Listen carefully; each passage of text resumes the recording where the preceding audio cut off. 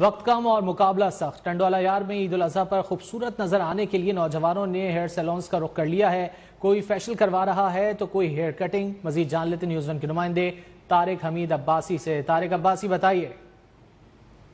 अजना जी, ईद उल अजहा की तैयारियां जो है कि आखिरी मराइल में दाखिल हो चुकी हैं और टंडोला यार के शहरियों ने सुन्नत इब्राहिमी का जानवर खरीदारी करने के बाद जो है कि अब रुक क्या है हेयर कटिंग की दुकानों का, जहां पर इस वक्त जो है कि टंडोला यार के शहरी जो है कि खूबसूरत दिखाने के लिए जो है कि हेयर कटिंग करा रहा है, कोई फेशियल करा रहा है। मेरा एक शहरी मौजूद है, उनसे बात करते हैं। जरा आप बताएंगे कि हमें तो फैसिलिटी टंडोलार में सबसे अच्छी मिलती है। यहाँ पर हमारे जावेद भाई भी हैं, जैसे दूसरे कारीगर भी हैं, हम उनके साथ आते हैं तो अपनी कटिंग से जो भी होता है अच्छे करवा के चले जाते हैं। जिसमें अभी आए हैं शॉपिंग करके, बकरा भी लेकर आए, अभी तैयारी करेंगे, कटिंग वटिंग कराएंगे, फेशियल विशियल करवाएंगे। तो हाँ, देखते हैं, आपके सामने बैठे हुए, नंबर लगाओ हमारा, आएंगे तो फिर।